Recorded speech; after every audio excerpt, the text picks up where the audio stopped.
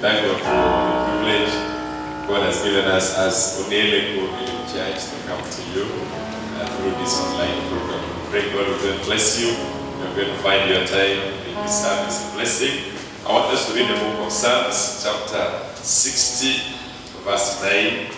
I'm going to read Psalm chapter 60, verse 9 up to verse 12. Psalms chapter 60, verse 6, let's begin from 6 up to verse 12. This one says, God has spoken from his sanctuary. I will triumph. I will divide Shechem and measure out the valley of Succoth. Gilead is mine, and Manasseh is mine. Ephraim is also the defense of my head. Judah is my shelter. Moab is my wash basin. I will throw my shoe on Edom. I shout in triumph over Philistia. Who will bring me to strong city? Who will lead me to Edom? Haven't you, God, rejected us? You do not go out with us, our armies, God. Give us help against adversary, for the help of man is in vain. Through God we shall do valiantly, for it is he who will tread down our enemies. This morning we are going to pray. This scripture is reflecting upon God's great hand in the life of the people of Israel, where God was able to conquer Edom, God was able to conquer for them the Philistia, God is able to conquer Moab, God is able to conquer different, the people of Shechem, the people of Gilead. God is able to conquer for them different group of people. And the psalmist is saying that who can bring us a strong city? Who can bring us a place of refuge, a place of protection? And he says, Lord, give us help. And that the help of man is useless. Indeed, when we look to man, we shall fail. But when we look to God, we find hope. The help of man is totally useless. Man is useful today. The same man who said, you're good, who praises you, can be the same person who can be the one who speaks evil and wicked against you. So the help of man is not 100% trustworthy. But when you trust God, the help of God is guaranteed. When you trust God, that hope, that help is guaranteed, that hope is true. So I want to focus our attention this morning as we lift our voice together and pray to God and call upon the name of the Lord and call upon his help, because the help of man is useless. The help of God is helpful. Today I want us to pray for about 3 items. Number 1, I want us to pray for these issues that we are going through, the corona issues, the coronavirus issues, and more especially the issue of vaccination. Vaccination and corona issues, these things are bringing a lot of confusion in the public. And many people don't know what to do, many people don't know how to go about with it. And now you know where there's confusion, God is not a God of confusion, God is a God of order. Where there's confusion, we need to pray a lot that God will give clarity, God will give direction to his church, and the people of God will protect. So let's pray about this issue around the coronavirus, concerning vaccinations and so on, that God will give us direction, how we can lead the church and how the church can be governed in accordance to God's will.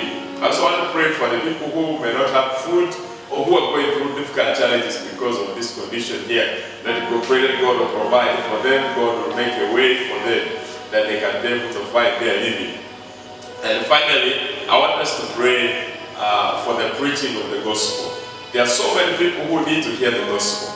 And I want us to pray that every one of us, God will rekindle our hearts and God will raise a labor force that will go out and share the gospel.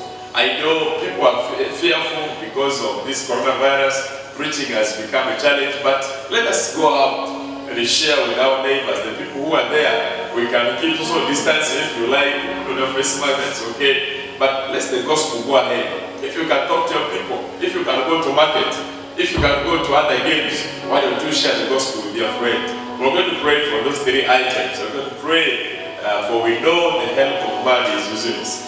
You may have a mother, you may have a father, you may have a relative whom you imagine this person is your all in all. But when God is not in the business, that help is useless. God is our only help. He's able to help us. I want to sing a song that says, Jehovah Shammah, I see you everywhere. This God, when we believe in Him, when we trust in Him, when we walk with Him, we're able to see Him in every bit of our lives. Jehovah Shammah, I see you everywhere. Blessed Redeemer, your glory fills the air.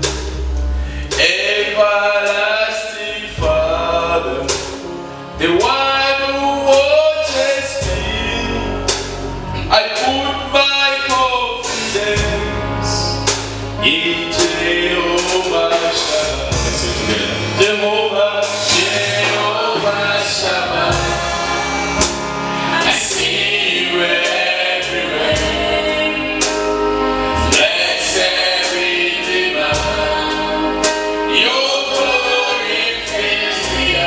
Everlasting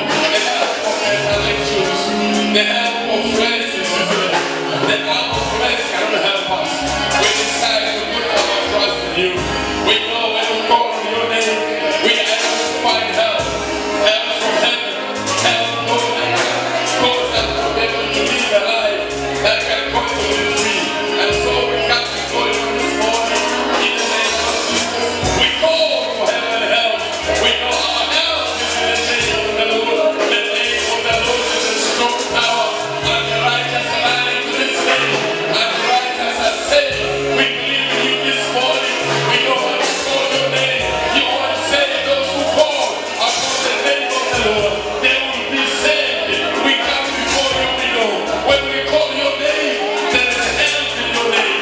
We know when we call your name, there's security in your name. We know when we call your name, there's healing in your name. When we call your name, there's deliverance in your name. And so we come before you this morning as we lift our voice, as we call the name of Jesus, the name of our whole name, but the name of the name of Jesus. Every knee shall fall down, and every tongue will proclaim that Jesus Christ is the Lord. And so we lift our voice as we call your name, eternal God, the God of our creation, our King and our Redeemer, and God who surrounds us with His mercy every day. Your mercies are new every day, and to everyone who places their trust in you, we place our trust in you. You are name Jehovah, our Redeemer. Your name Jehovah, our Savior. You are name people's hearts are full of fear. Men hearts are full of fear. Men hearts are full of fear. But we come to you in the name of Jesus, and we place our trust in you. For we know with you there is deliverance. We know with you there is eternal hope.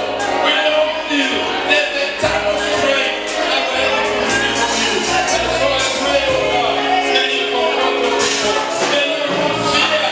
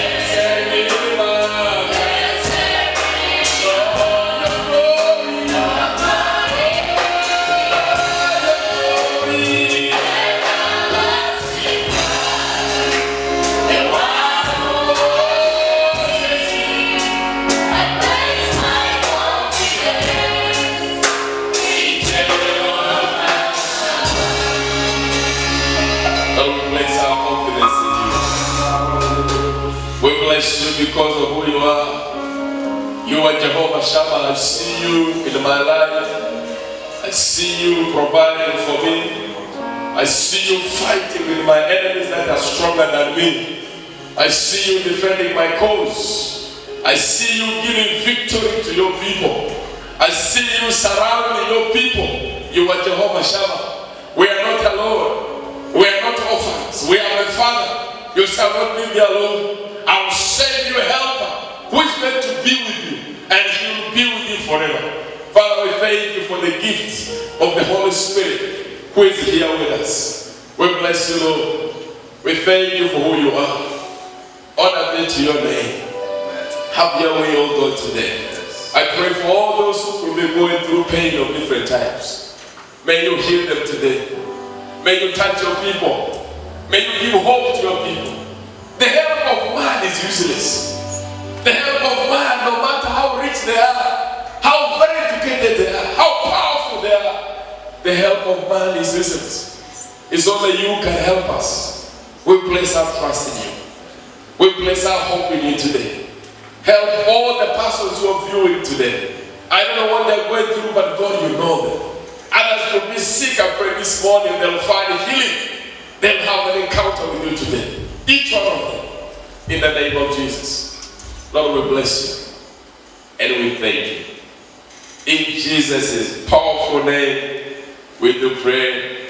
Amen, amen, and amen. Everyone, thank you so much for being with us. I know God is our help. He's surely going to help us. He's going to help us no matter what you go through. He's on the throne. He loves you and he cares about you. He cares about what you go through. Thank you so much. God bless you. Now we're going to put our hands together. Welcome the choir. Take us through time of thunderous praise and worship and dancing. I know whether you want to get up from your room or wherever you are. You can exercise yourself as you dance. Choir, welcome. Praise Jesus. Let's praise the name of the Lord, for He is good in our lives. If we don't have hard situation, we put your trust in Him. He never leave you, no longer leave you alone. At the mention of Him, at that call of His name, Jesus.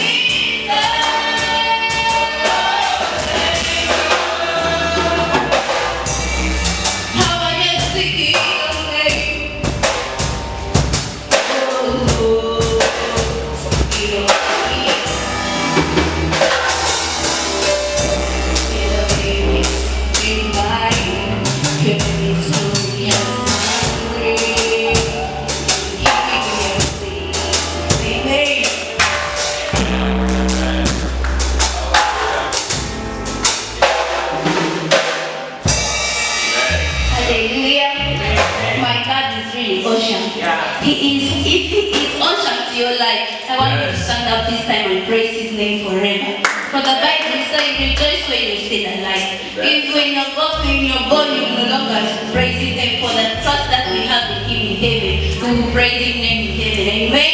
Yes. Oh yes. Yes.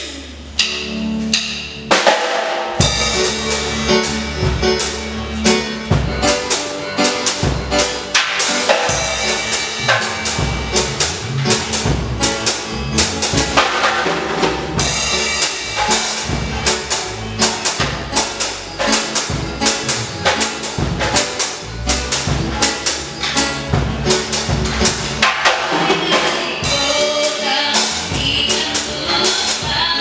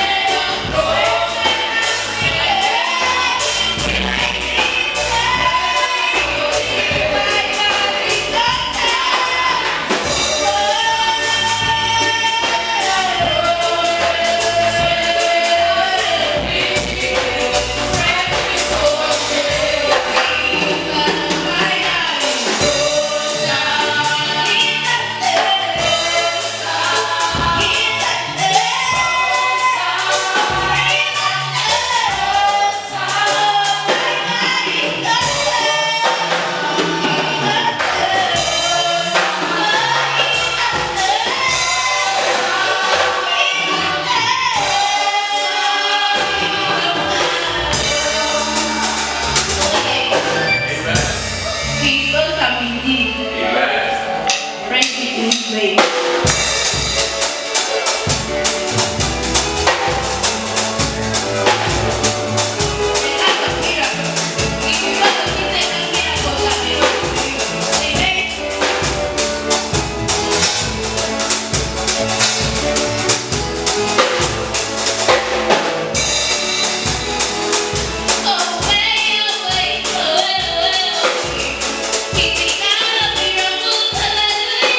Oh, well.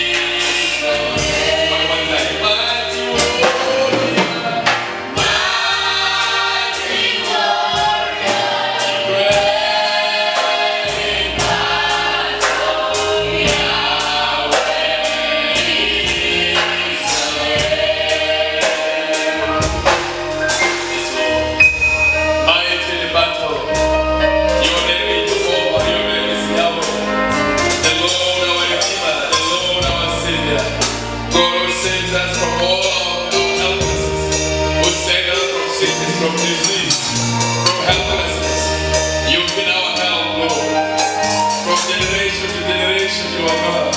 You are our resting place. You are our hiding place. We bless you, Yahweh. We bless you, Lord. We worship you, Yahweh. Thank you for your presence. Thank you for your glory. We give you all the glory and all the honor. Thank you, Lord. Thank you, Jesus. Let's give the Lord a hand of praise together. Thank you, thank you, thank you, thank you. In Jesus' mighty name we pray. People of God say, Amen, Amen, Amen. Therefore, thank you so much for being with us. I'm sure the Lord has ministered through worship.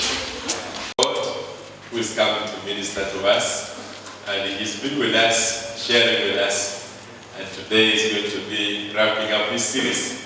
We want to put our hands together. Welcome Pastor Daniel to come and speak to us. Let's welcome Pastor Daniel as he comes to speak to us. Amen. Amen. Pastor, welcome. Thank you.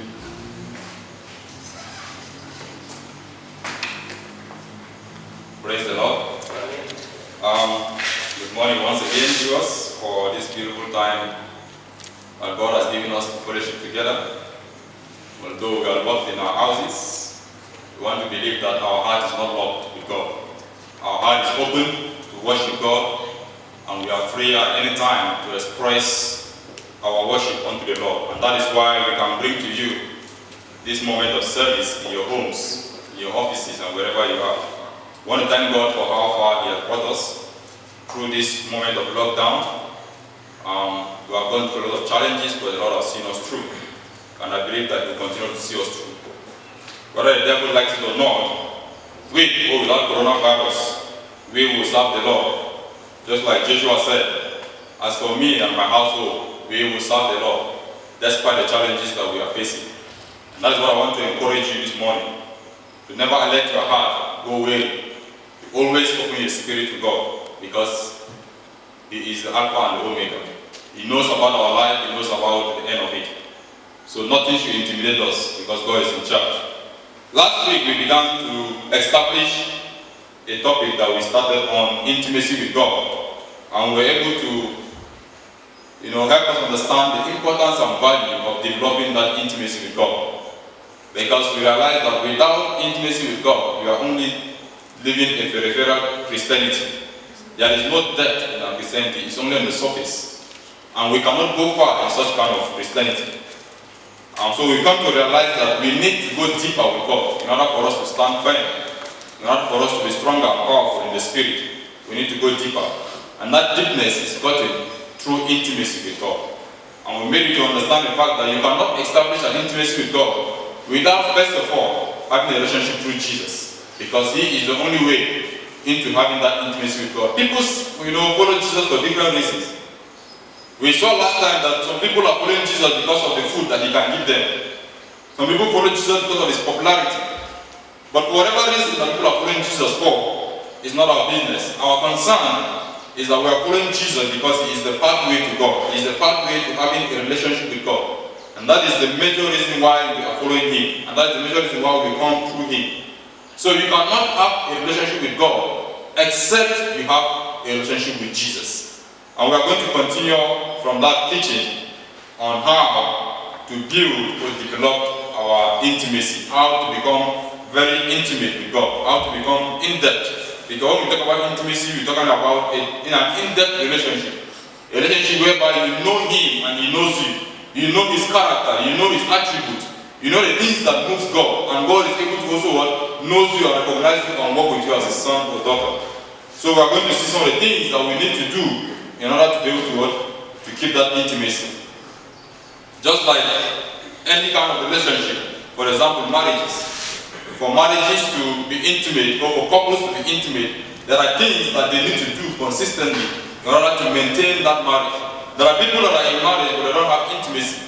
Because of why? They stop doing the things that they used to do. Just like newlywed couples. When people are newlywed, there are things that they normally do together. They go out together, they speak nice words to each other, they sleep together. There are things that they do consistently because they are newlywed. So that atmosphere is there. That enjoyment spirit is there.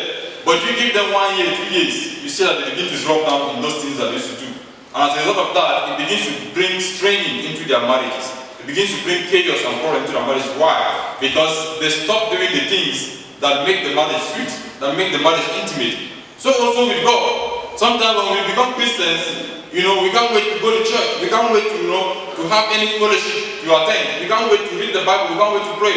Because our heart is motivated. The atmosphere is very charged up. So we are inspired to always be with God. But at some point in our life, we begin to decline in that relationship. And so we realize that our faith is going down. It's going down. This is like a ceiling fan, for example, or any kind of fan.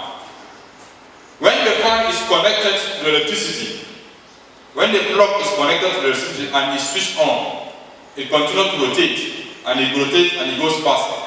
But when you switch off the fan from the main switch, it doesn't just stop immediately. It continues to rotate. But gradually you realize that the rotation begins to reduce. It reduces until it gets to a point whereby it stops rotating. Why? Because the power source has been disconnected. That is how our faith has been in both of us. Our power source has been disconnected. The place of intimacy with God has been disconnected. So you realize that our faith begins to decline gradually to the point that we begin to backslide. We begin to do the things that we usually do before we became Christians. So for us to be able to maintain an intimacy with God, there must be a consistency. A consistency in some things that we are supposed to do as Christians. And these are some of the things that I'm going to list for us. Some of the things that we need to be consistent on in order to maintain that intimate relationship with God. So the first point that I have here is for us to be able to maintain an intimacy with God, we need to make a commitment to have quiet time with God. Prioritize that time and always choose a solitary place to do it. You need to make a commitment to have a quiet time with God, prioritize that time and choose a solitary place to do that quiet time. It's called quiet time because it's not a moment of chaos. It's not a moment of, having a lot of shouting. No. It's a quiet moment whereby you go before God, and receive from Him. It's a moment whereby you go before God to want to know Him on a personal basis. And I want us to look at this scripture because this is not just a practice that God is just telling us to do, but it's a practice that Jesus Himself did. And there are several scriptures in the Bible that try to explain how Jesus practices quiet time. So let's go to the book of Matthew chapter 14, verse 23. Let's see Matthew chapter 14, verse 23.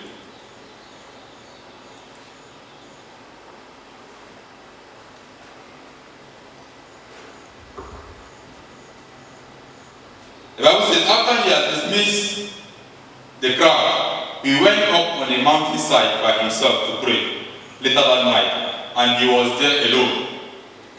After He had dismissed the crowd, He went up to a mountain to pray, and He was there alone. That is first the scripture I was looking at. Let's look also into the scripture of Luke chapter 5 verse 16. Luke chapter 5 verse 16.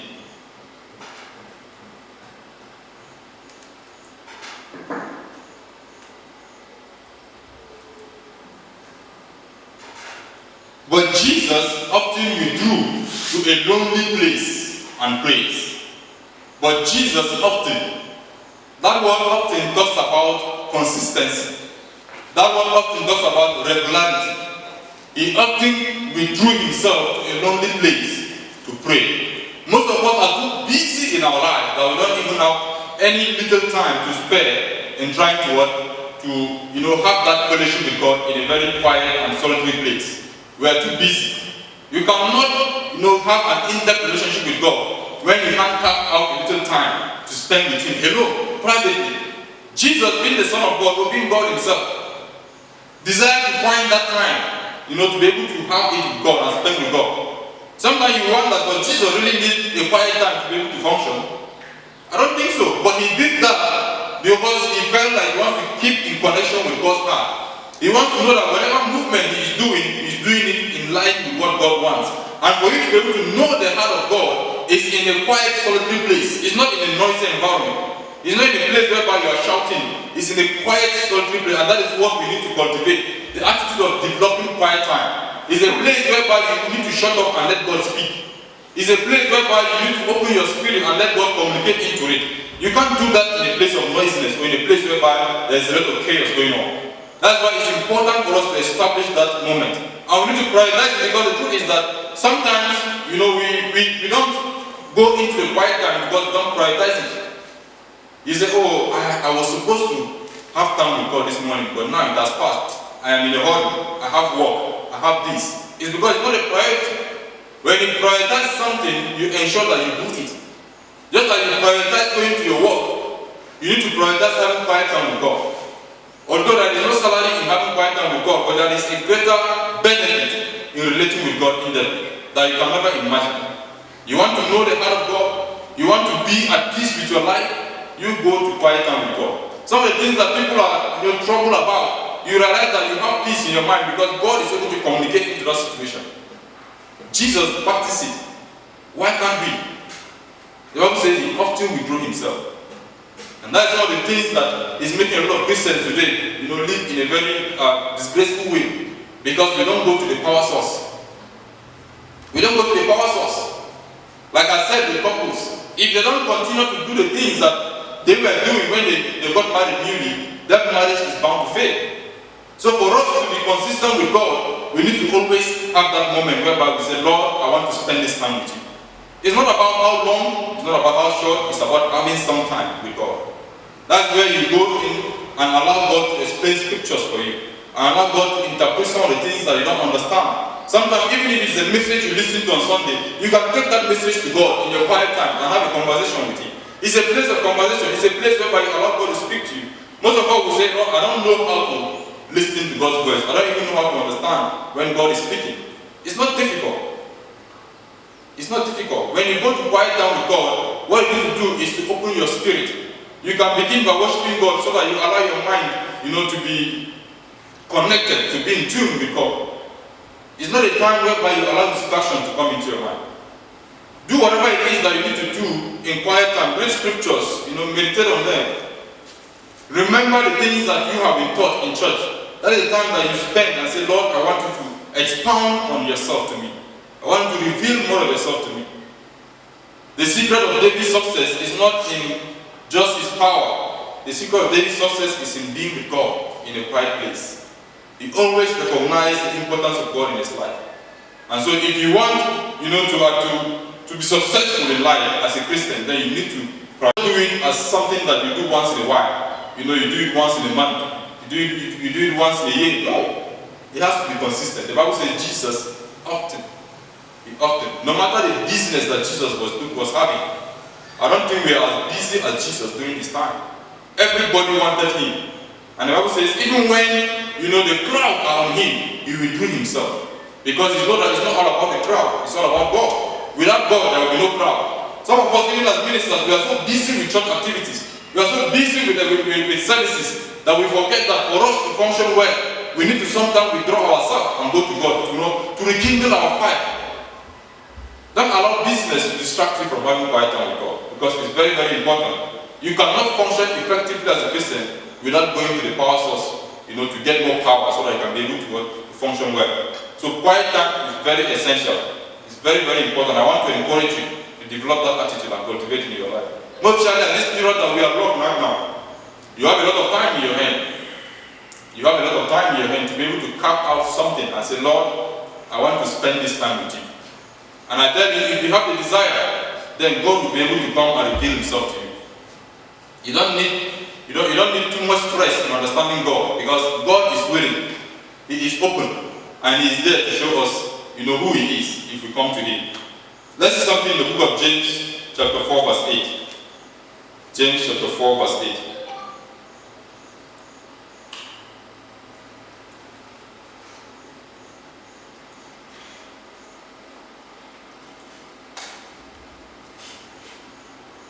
Come near to God, and he will come near to you. Wash your hands, you sinners, and purify your heart, you double-minded.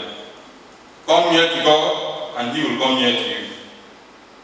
You are wondering why God is far away from you, far away from the situation. It's not God's fault. It's because you are already far away from him. Sometimes we accuse God wrongly and say, God is not interested in my case. God is not interested in my situation.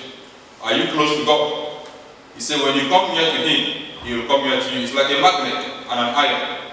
for that iron to be able to stick to the magnet, it has to come near to the magnet.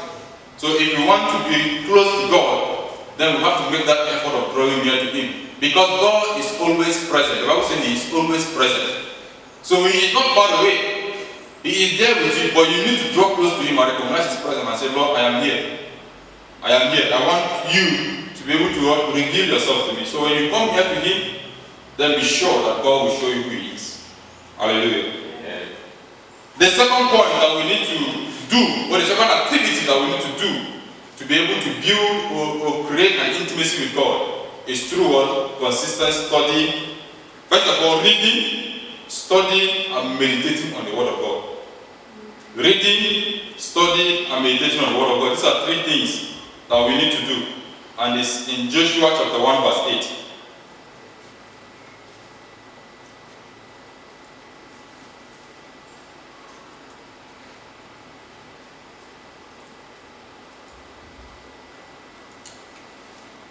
This is what the Bible says. Keep this book of the law always on your lips. Keep this book of the law always on your lips. That talks about reading. Meditate on it day and night, so that you will be careful to do everything that is written in it. The Bible says you should keep this book daily in your mouth. That is, you read the book of the law consistently. This was the instruction that God was giving to Joshua when Joshua took over the leadership from Moses. And God was telling Joshua, do you want to be a successful leader like Moses? Then this is the secret. Keep this book of the law daily in your mouth. Meditate on it and be careful to do as it says. So there are three things there. You need to what? Keep reading it. Sometimes we stop at the point of reading only. We just read the Bible like a novel. And when you finish reading, you just drop, oh, thank God I've read. You read the Bible to cram scriptures so that you can be quoting scriptures. And say to the Lord that, yes, I know the Word of God. And prove to people that you know the Word of God so you can be quoted. Joshua 1:8, he says, this book of the Lord shall not depart from your mouth. So the way you're always talking about it is there's pride in you. Is it in your heart? It's in your lips, but that's just the first step. For the word to translate into your heart, you need to meditate on it. Meditation talks about an in-depth study whereby you want to know what is the heart of God regarding this scripture? What is the thought of the people who were in that place when God was speaking to them? What did God want from me using this scripture? How am I supposed to carry out this scripture? You think through it. You converse with God. You converse with the scripture. You allow the scripture to get into your spirit. Don't just read the Bible and let it be in your mind only. A lot of us, that's what we do. We read that it's only in our mind. And that is why the Bible has no impact in our heart and in our life, because it stays at the level of knowledge only. Knowledge is not bad, because it's the first step. But then, from that moment, you need to have a study. You need to think through it. And these are the things that you can also do in quiet time, whereby you read the scripture and you allow the scripture to have meaning in your life. Then the Bible says you can do what it is said. That is the hardest part now. You cannot develop an intimacy with God when you are disobeying God's word. In fact, God will not reveal Himself more to you when you are not obeying the one He has told you last time. If God gives you an instruction, or if God helps you understand the scripture and He tells you to go and apply it and you refuse to apply, then don't expect another understanding of God's word again to you.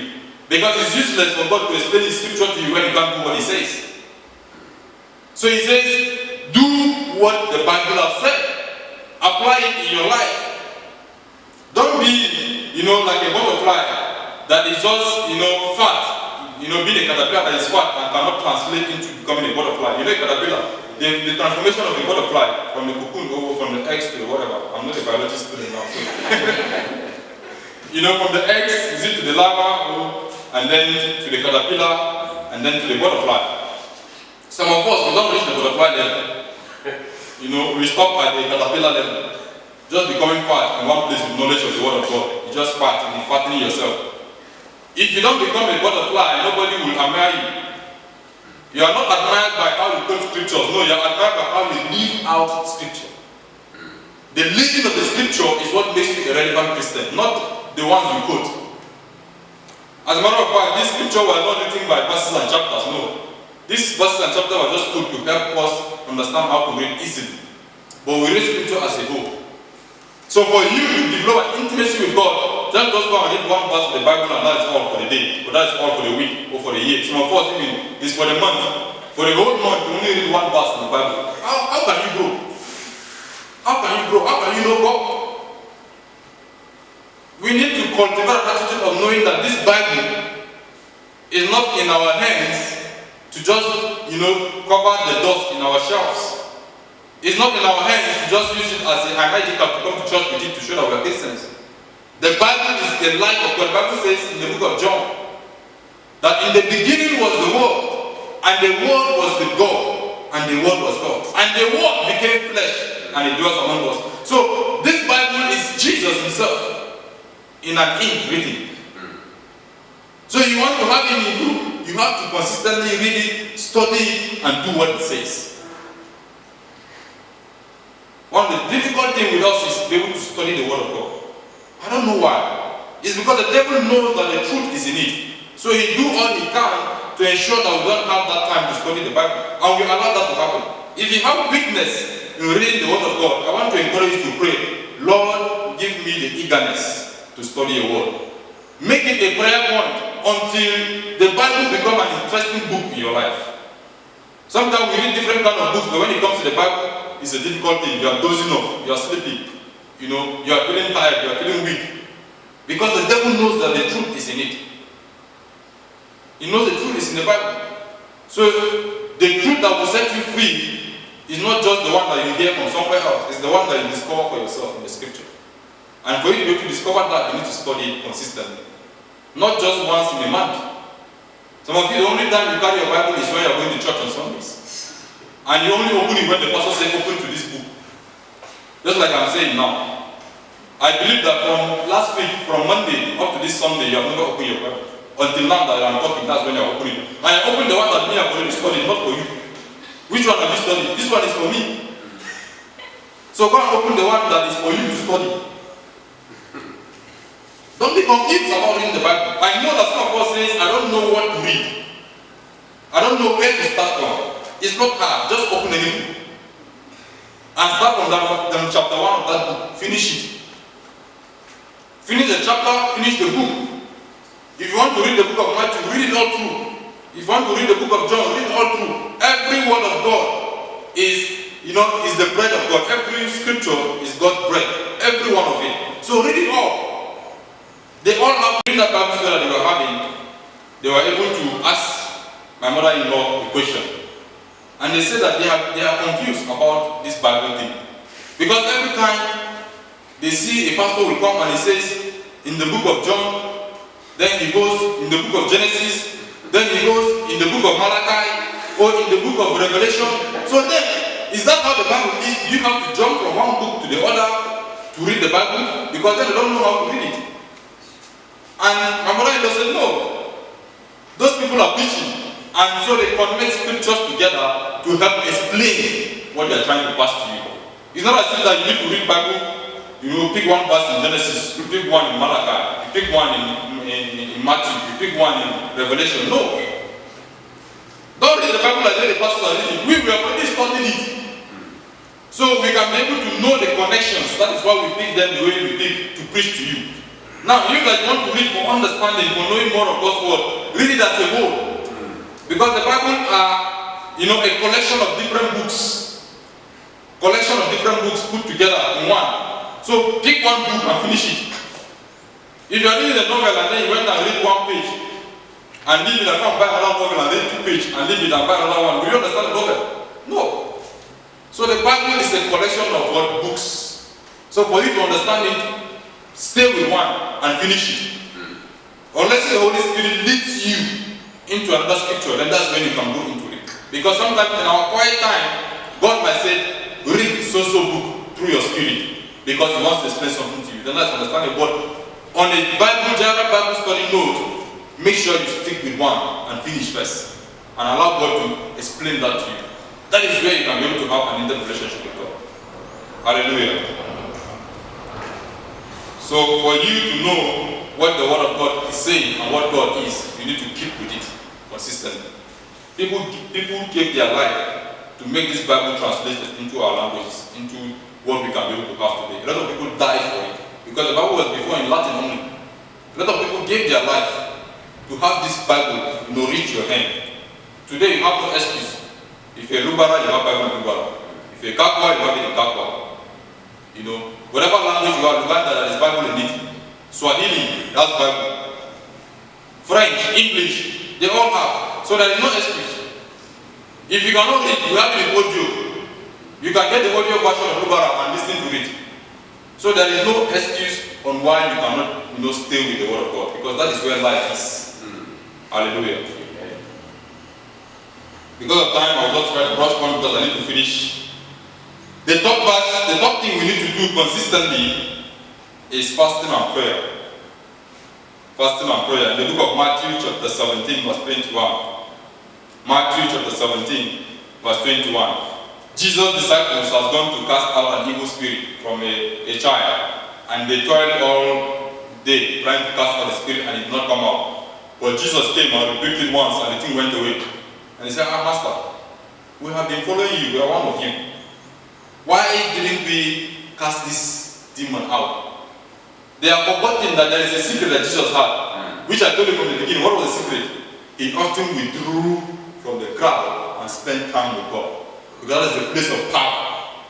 The place of power is the place of spending time with God. Like I made an illustration with the fan. He goes always to connect himself to the socket, to recharge himself. So when Jesus came and saw the demon, he just rebuked it and the thing went away. Without any stress. The disciples, I'm sure they might have removed their clothes and be, shouting, I bind you, I cast you, I do this, I do that. But the demon is still smiling inside the man's body. But Jesus just came and spoke one word and the demon went away. Why? Because there's a place of what? Power that you always go. But again, Jesus said to them in that verse that we're going to read. He says, this kind cannot go out except what? By fasting and prayer. Fasting and prayer is essential for us, God, to cultivate an intimacy with God. What does fasting mean? A lot of us misunderstood that fasting thing. We think fasting is staying hungry from 6 to 6. Then you come and pray for 5 minutes. And then you say, I fasted. No, you have stayed hungry. You have not fasted. Fasting is not the absence of food. Listen to me. Fasting is not the absence of food. Fasting is the presence of God. Fasting is the presence of God available to someone at a particular period of time. That is what fasting is. And that's why it's not only food that you fast. You fast your phone. Some of you cannot stay without your phone for 1 hour. You fast television. Not trying this lockdown. The way people have watched, the way DSTV and GoTV have made money this lockdown, you can't imagine. Because everybody is subscribing so that they can be watching. Sit at home and cross your leg and watch. You need to fast from watching TV. You need to fast from using Facebook and all those things, WhatsApp, Twitter, whatever it is that keeps you disconnected from God. It's a place of separation from the flesh and from the world and connecting to the spirit. So if you think that you can only stay hungry and come and pray for 5 minutes, then you are wasting your time. Take it from me. You are wasting your time. If you stay hungry and connect yourself to God, then you are fasting. And you have to do the whole day. Some of you say you are fasting, you go about doing your normal business, you do your activities, and then come back in the evening only to remember God. What have you been fasting of then? You have to connect with God throughout the period of the fasting and stay in tune with Him. That is what it means. You have to stay connected to Him. The kind of fasting we see in the Bible, they wear sackcloth the whole time they are fasting and they are with God. But our own today, you are fasting and you are doing your own business. Then it's just hunger strike you are doing. The book of John chapter 4 verse 24. John 4:24 says, God is spirit, and they that worship Him must what? Worship Him in spirit and in truth. Fasting is a spiritual worship. It's a spiritual connection. You are telling the flesh, you have eaten enough.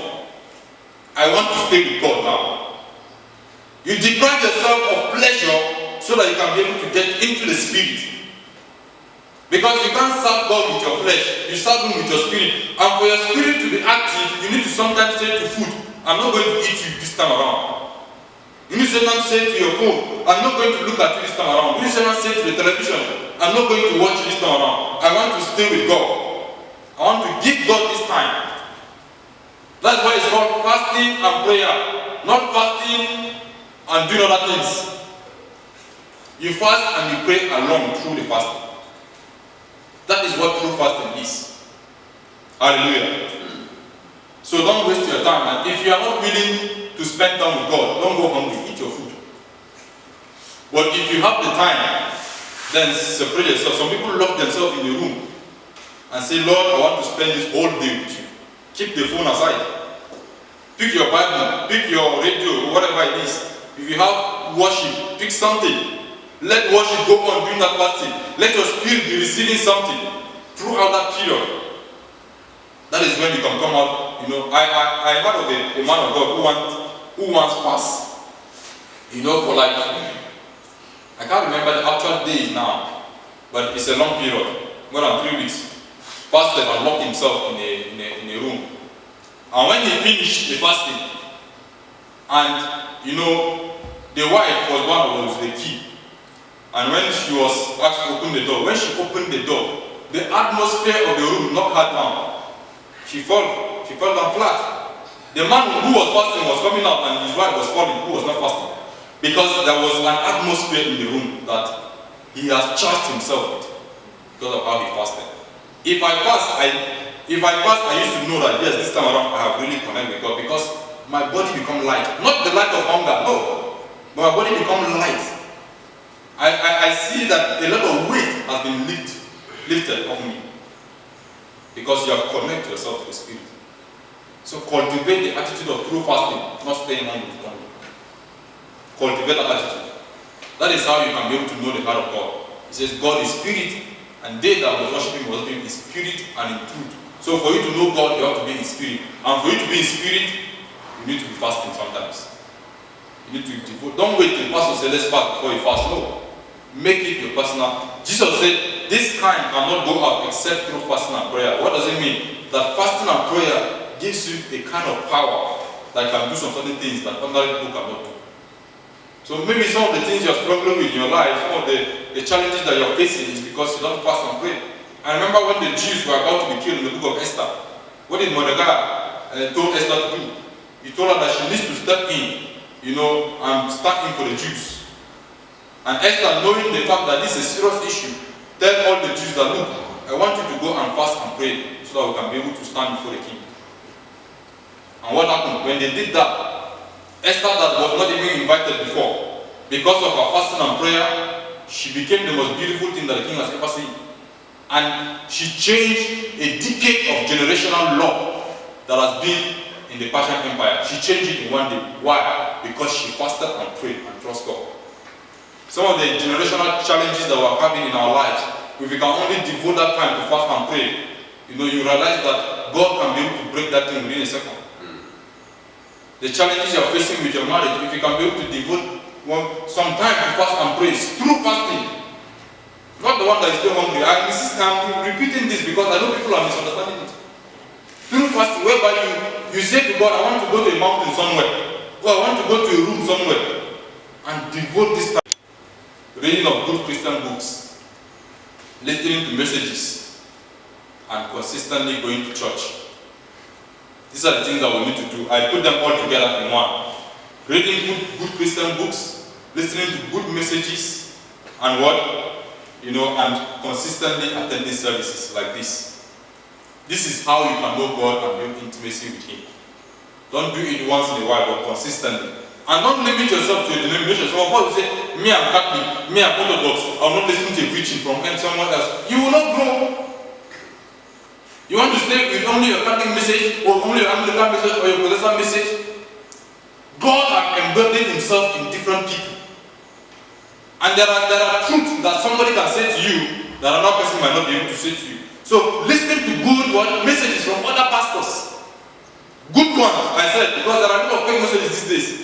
A message that is leading you through Christ, is leading you to Christ, leading you to God. Not the one that is telling you to sow seed and you prosper. I'm not saying that is bad, but that is not the only message that we should be hearing.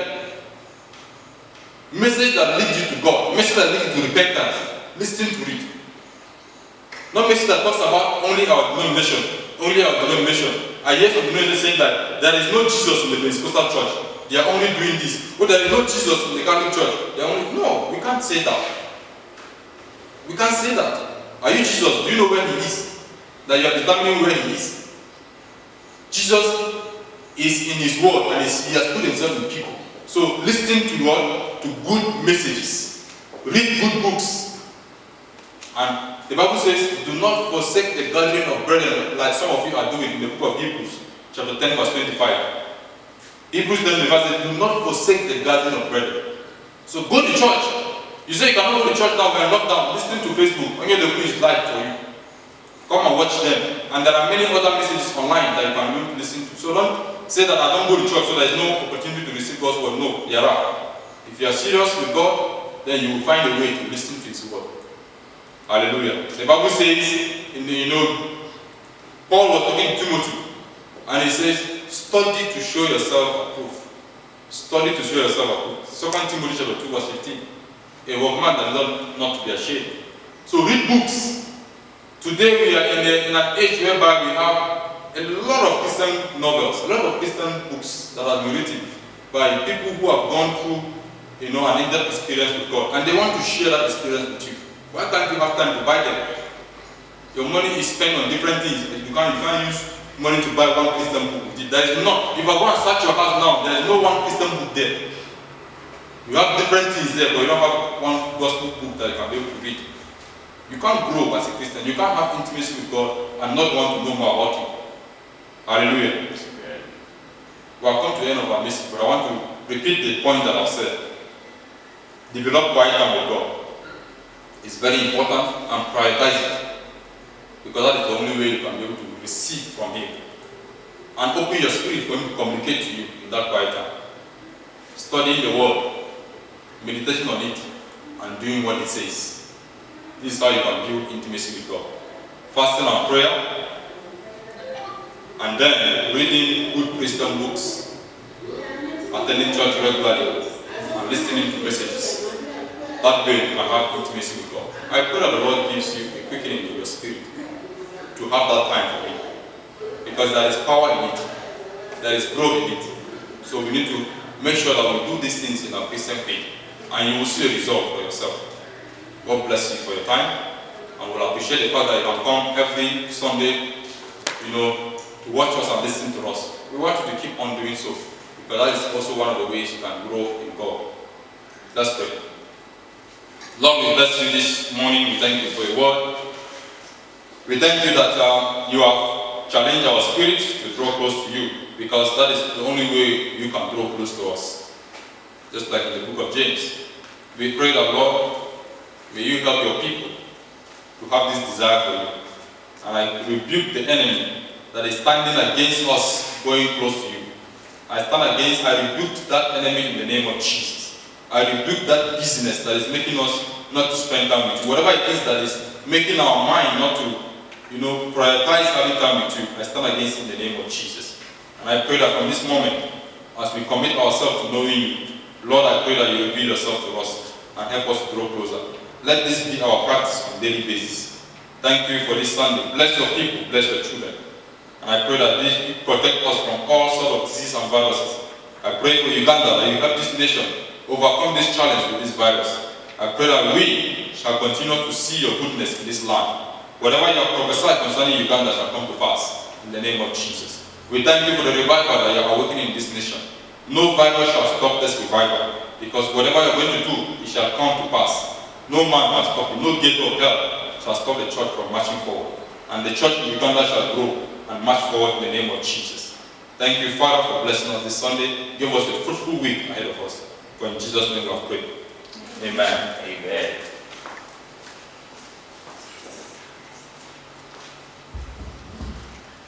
Thank you so much, Pastor Daniel. Let's clap Pastor Daniel.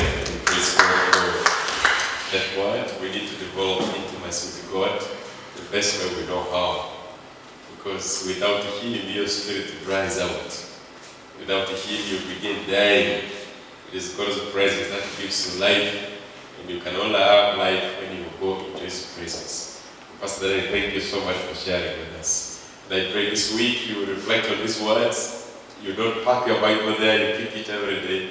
Try to go through it every day. Have a verse or two which can be able to strengthen you and refresh you.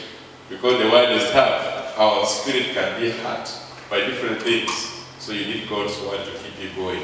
We praise God for you today, who managed to be with us, and we pray that you're going to be with us. And as Pastor Nell said, you can check our site, our YouTube site or Facebook site. As you know, Uganda has a closed Facebook. We are working around to see how this can come to you. So you can check out our YouTube channel and be able to watch other videos or other sermons or services that has been going on in this place. Otherwise, God bless you. Thank you for coming. The Lord bless you and keep you, and the Lord make His face shine upon you and be gracious to you. The Lord keep you in this season of coronavirus, that you don't catch the virus. If you catch the virus, may the Lord heal you. May this virus not kill you, and may the Lord sustain you with food. May the Lord give you health. May the Lord protect you when you go out, when you come in. Now may the peace of God, which surpasses all human understanding, the peace we have received through the shed blood of the Calvary's cross, the peace of God the Father and Son and the Holy Spirit be with you now and forevermore. Amen. Good week.